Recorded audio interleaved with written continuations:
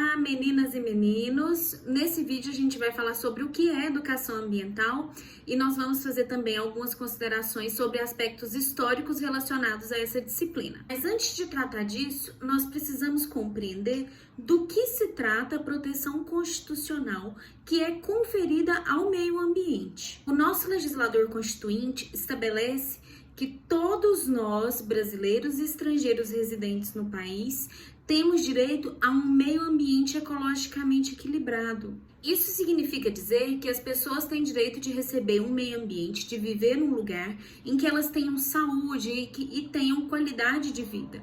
Esse é justamente o objeto de tutela, de proteção do direito ambiental. E para que a gente possa alcançar essa qualidade de vida e esse bem-estar social, o Constituinte coloca não só como um dever para todos nós, mas como uma obrigação para cada brasileiro, para cada brasileira, para os estrangeiros residentes no país e para o próprio poder público, a obrigação de defender e preservar para as presentes e para as futuras gerações. Essa obrigação, esse dever de preservação que você encontra lá no final do artigo 225 caput, é o famoso princípio do desenvolvimento sustentável. A gente precisa tomar muito cuidado com o conceito de desenvolvimento sustentável para a gente não cair na besteira de achar que é necessário proteger o meio ambiente de modo que ele vai ficar intocado, vai ser impossível usar qualquer coisa que esteja à disposição na natureza. Não é isso que o Constituinte nos fala, não é isso que o Constituinte nos pede. Ao contrário, o que o legislador demanda de nós é que nós pensemos na possibilidade de as próximas gerações também utilizarem esses recursos para se desenvolverem também, como nós estamos fazendo. Seria muita inocência da nossa parte achar que a gente ia conseguir voltar lá para o tempo do paraíso, sei lá, das cavernas, e não usar nenhum recurso, nenhum ar-condicionado, nenhuma lâmpada, nenhum carro, nada. É impossível. Isso não vai acontecer. E o legislador e nós precisamos ser realistas para compreender esse tipo de noção. Essa discussão a respeito do que seja o meio ambiente ecologicamente equilibrado, o que nós devemos fazer para proteger esse meio ambiente, quais são os deveres do poder público, da coletividade, até onde vão os nossos direitos e qual é o tamanho da nossa obrigação. Para a gente poder saber disso, nós temos que discutir esse assunto em todos os níveis de ensino. É justamente isso que nos pede o inciso 6º do parágrafo 1º, lá do mesmo artigo 225 da Constituição.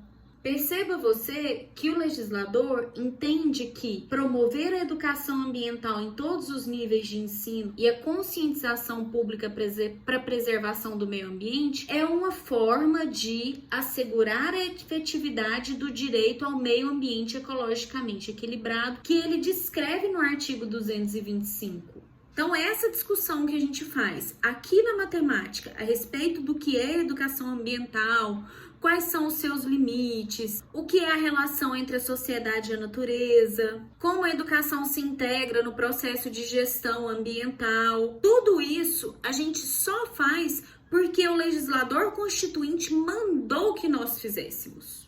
E toda vez que o Constituinte escreve alguma coisa lá no texto da Constituição, tem que ser tomada uma providência, porque a Constituição é o texto que orienta a interpretação de todo o nosso sistema jurídico, a elaboração de todas as normas em âmbito público e privado. Pode ser uma convenção de condomínio, pode ser um estatuto de comissão de formatura, podem ser os atos constitutivos de uma empresa. Tudo tem que seguir a diretriz estabelecida na Constituição. E se o Constituinte mandou a gente olhar pelo direito ao meio ambiente ecologicamente equilibrado, é isso que a gente tem que fazer. Eu coloquei para você essa pirâmide que te ajuda a entender como funciona a nossa interpretação no âmbito do direito. Então, a Constituição, ela é um guia. Depois dela, nós temos normas federais que podem ser leis ordinárias, leis complementares, e aí nós temos várias, inclusive a Lei 9394 de 96, que é a Lei de Diretrizes e Bases da Educação, que a gente segue. A LDB fixa diretrizes e bases da educação nacional e ela é decorrência dos artigos 205 e seguintes da nossa Constituição.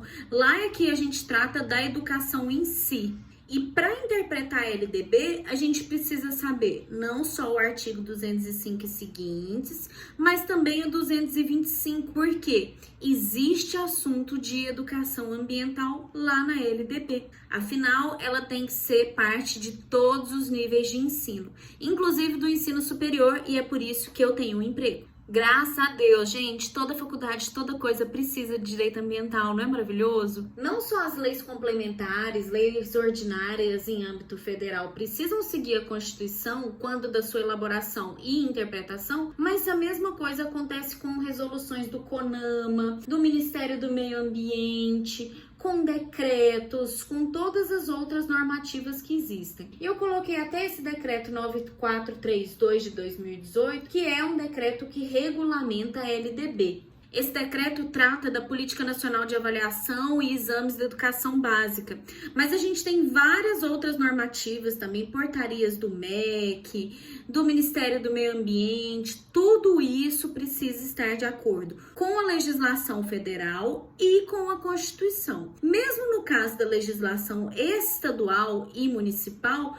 a gente não pode fugir da Constituição também. A Constituição do Estado de Goiás não pode contrariar a Constituição Federal e a lei orgânica dos municípios, que é como se fosse a Constituição de cada município, não pode estar em desacordo com os outros textos, nem com a Constituição Estadual, nem com a Constituição Federal. A LDB menciona a educação ambiental e a compreensão do ambiente natural aí no artigo 32 e no artigo 35A. No artigo 32, o legislador nos diz que o ensino fundamental obrigatório tem por objetivo essa formação básica do cidadão e ela vai acontecer por meio da compreensão do ambiente natural e social e das artes, dos valores. No nosso próximo vídeo, a gente vai falar com um pouquinho mais de detalhe a respeito da classificação do meio ambiente. Mas saiba você que tudo aquilo que traz qualidade de vida e bem-estar social para os cidadãos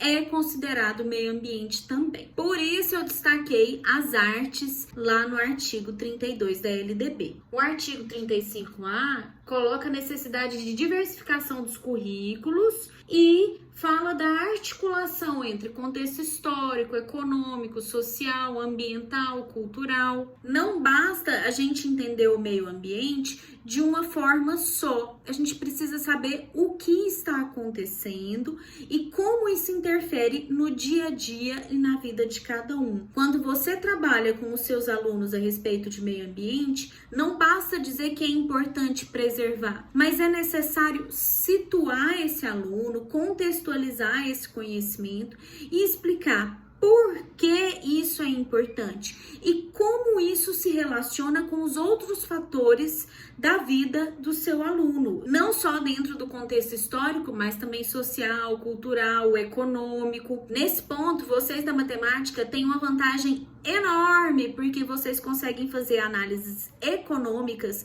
com muito mais facilidade do que nós do direito, por exemplo. E aí você tem muito mais facilidade para unir a sua disciplina com o entendimento de direito ambiental, de gestão de recursos, de consequências econômicas, inclusive, dessa gestão de resíduos. Você pode, por exemplo, trabalhar com noções de contabilidade ambiental, que é um dos ramos de vanguarda da contabilidade. Por meio de contabilidade ambiental, é possível comprovar a sanidade, a possibilidade de manutenção de uma empresa ao longo do tempo e esclarecer para os investidores que aquela empresa é viável e é bom investir nela, porque ela consegue pegar os resíduos que ela produz e transformar em mais capital, em mais oportunidades de investimento. Esses materiais de contabilidade ambiental, inclusive, costumam ser divulgados pelas empresas nos seus sites, enfim, porque as empresas têm interesse em apresentar esses dados, apresentar os resultados para os investidores, principalmente as empresas que têm ações disponíveis em bolsas de valores. Eu não sei se você já viu alguma coisa sobre isso, mas um dos públicos que mais ingressa atualmente em em bolsas de valores, principalmente com o advento dessas fintechs, esses bancos que são gratuitos aí pelo celular, são crianças que estão investindo dinheiro nas bolsas. E essas crianças vão se interessar com certeza pelo assunto que você vai tratar, se você conseguir alinhar o seu conhecimento de matemática, de educação financeira, a noção de educação ambiental e boa gestão das empresas. Ai, prof, não acredito que tem menino pequeno investindo na bolsa e eu não consigo guardar R$20. Não, nem me fala porque eu te entendo. O direito e a obrigação à educação ambiental também tem uma consequência muito importante quando se trata da produção de informação a respeito do meio ambiente. O artigo 5º, inciso 33 da Constituição diz que todas as pessoas têm direito de receber dos órgãos públicos as informações de seu interesse particular ou coletivo ou geral. E quando a gente lê esse artigo em conjunto com o artigo 9º da Lei de Política Nacional do Meio Ambiente, que é a Lei 6938 de 81, a gente percebe que, caso essa informação não exista, o poder público é obrigado a produzir e garantir a prestação de informações relativas ao meio ambiente. Então, fornecer educação ambiental e cobrar que ela se realize é uma obrigação do poder público também. Não é só um direito seu, é obrigação do poder público e obrigação de toda a coletividade. Por isso que toda vez que você for elaborar um currículo, toda vez que você for pensar em ementa de uma disciplina, toda vez que o MEC visita alguém, ele vai cobrar a educação ambiental e vai cobrar os temas transversais que você precisa tratar dentro das ementas, seja das faculdades, seja das escolas, de toda visita que eu já participei. Quando o MEC vinha, ele queria saber o que eu estava fazendo e queria saber como os outros professores colocavam também o ensino da educação ambiental e dos temas transversais nas disciplinas deles. E não pode deixar de ser assim, porque quando a gente fala de direito ao meio ambiente ecologicamente equilibrado, nós estamos tratando de um direito difuso, um direito humano fundamental de terceira dimensão. O que quer dizer isso? Isso quer dizer que não é só um direito público e nem só um direito privado. O direito ao meio ambiente ecologicamente equilibrado é um direito difuso. Ou seja, pertence a todos e não pertence a ninguém de modo exclusivo. Eu não posso falar para você que eu tenho mais direito a ar puro ou água limpa por qualquer motivo. Todo mundo tem direito a tudo. E não dá para você separar uma bolinha, uma caixinha, um tantinho específico para cada um. Agora você vai andar com a sua redoma lá falando assim, esse aqui é o meu ar puro, não chegue perto. É diferente do que acontece no direito privado, por exemplo. Se eu tenho um veículo, o veículo é meu e nele eu faço o que eu quiser. Se eu faço um contrato de compra e venda com você a respeito desse veículo, a gente escreve no contrato que a gente quiser. Desde que não seja ilegal e imoral, tá tudo certo. Eu posso te vender o carro do jeito que eu quiser, como eu quiser, pelo preço que eu quiser. O carro é meu, eu faço o que eu quiser, ué. Já o direito público trata das relações entre os cidadãos e o Estado. Um exemplo de direito público é o direito constitucional. E no direito público as coisas acontecem um pouquinho diferente, porque não é que você faz o que você quiser. E nem a administração, nem o Estado também faz o que ele quer. Ele faz o que está escrito, o que é liberado, o que está permitido pelo legislador. Aquilo que ficou combinado no contrato social, ou seja, naquele documento, nas tratativas que se tem com os demais cidadãos. Por acaso, entre nós, a gente tem aí a Constituição de 1988, que dispõe sobre normas de organização do Estado e direitos e garantias fundamentais.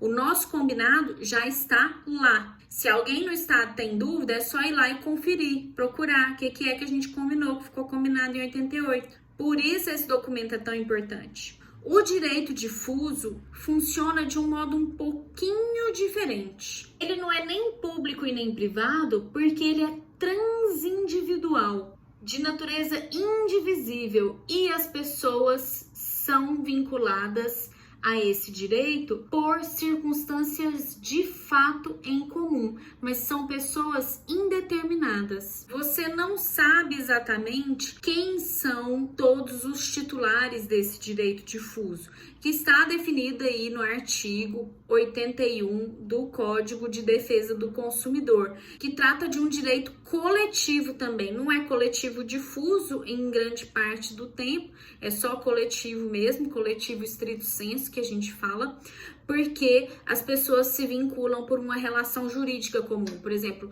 todos os consumidores de energia da Enel, todos os consumidores estão ligados por uma relação jurídica comum, que é essa relação que a gente tem com a Enel. As pessoas são indeterminadas, mas é mais fácil de você estabelecer quem são as pessoas. No caso do direito difuso mesmo, é mais complicado um pouquinho. Você precisa dessa circunstância de fato em comum. Quando houve a tragédia lá em Mariana, você conseguiu identificar todas as pessoas que eram vinculadas a esse fato, a tragédia em Mariana, elas têm um fato em comum que as vincula, e aí é possível determinar e identificar as pessoas que tiveram seu direito ao meio ambiente ecologicamente equilibrado violado pelas ações da empresa. O dano ao direito difuso tem uma característica muito interessante, muito relevante, porque a gente sabe onde ele começa, mas nós não temos ideia de até onde ele vai chegar. Esse entendimento a respeito da seriedade dos problemas decorrentes de má gestão dos recursos ambientais nem sempre foi uma coisa pacífica entre nós, seres humanos. Até o início do século XX, pelo menos, a gente tinha muito mais recursos, tinha menos gente, então ficava muito mais fácil da gente gerir esses recursos também. E vamos combinar que a gente também não tinha tanta tecnologia para destruir o planeta igual a gente tem agora. A partir das décadas de 40, 50 do século 20, o negócio começou a mudar um pouquinho. Em 1945, nós tivemos 2 bombas atômicas que deixaram seus resultados e deixaram seus problemas na população, inclusive problemas de saúde na população japonesa até hoje. Hoje, se você quiser fazer um teste para aferir a idade de um vinho e descobrir se ele foi engarrafado antes ou depois de 1945, você faz o teste do césio, porque se tiver radiação lá dentro da garrafa, é porque foi engarrafado depois. Se não tiver, é porque foi engarrafado antes. Existem pessoas no Japão que recebem benefícios previdenciários até hoje por conta da tragédia em 1945. Também no Japão, a partir de mais ou menos 1950, 53, havia uma fábrica de plásticos que derramava dentro da baía, ali no mar, onde os peixes que os japoneses comem, derramava mercúrio, resíduos de mercúrio. E o mercúrio é um material extremamente tóxico, é um metal extremamente tóxico. As pessoas comiam aqueles peixes contaminados e desenvolviam uma doença, né, em razão da contaminação do mercúrio que se acumula na cadeia alimentar, que ficou conhecida como mal de Minamata. Eu não vou colocar as fotos aqui porque é muito triste, então se você quiser saber o que acontece em decorrência desse mal de Minamata, você digita lá no Google Imagens, mal de Minamata, sintomas.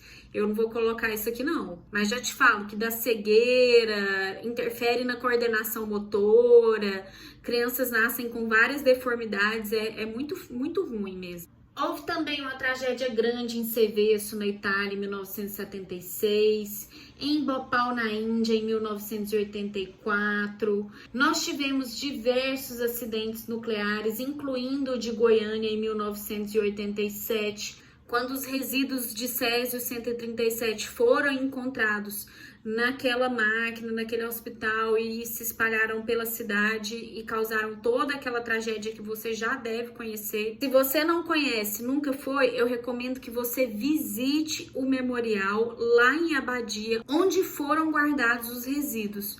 Você vai ver que em determinado momento da visita, o pessoal responsável pelo memorial liga aquele aparelhinho que mede a radiação e o aparelhinho dá um monte de sinais lá do negócio que tá longeão dentro de um monte de cimento, de um monte de coisa.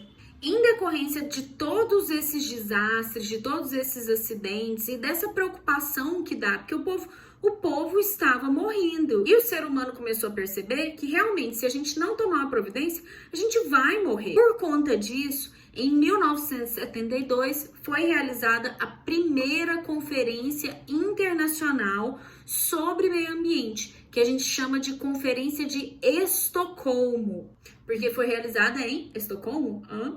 Nessa conferência foi elaborado o conceito de desenvolvimento sustentável, que significa você utilizar os recursos do presente pensando na possibilidade de as próximas gerações fazerem o mesmo. Não estou te dizendo que é para você ficar na caverna e não fazer mais nada da sua vida, nunca mais passar uma chapinha e nunca mais usar um ar-condicionado. Ao contrário, você pode fazer isso e várias outras coisas, mas a obrigação do poder público e da coletividade é incentivar medidas que vão permitir às próximas gerações terem a mesma oportunidade de usar energia elétrica, chapinha, secador de cabelo, ar-condicionado e tudo o que há de bom. A gente não precisa criar um obstáculo para o desenvolvimento, são só formas diferentes de nós nos desenvolvermos e de as próximas pessoas também fazerem a mesma coisa. Tudo bem? Eu espero que você tenha gostado. Se você gostou, deixa um joinha, um beijo aí pra mim. Até o nosso próximo vídeo. Tchau, tchau!